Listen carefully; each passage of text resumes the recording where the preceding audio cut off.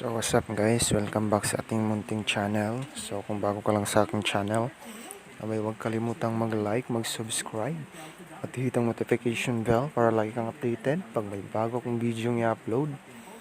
So for today's video guys is tuturuan ko kayo kung paano ba i-download ang thumbnail maker ng walang watermark.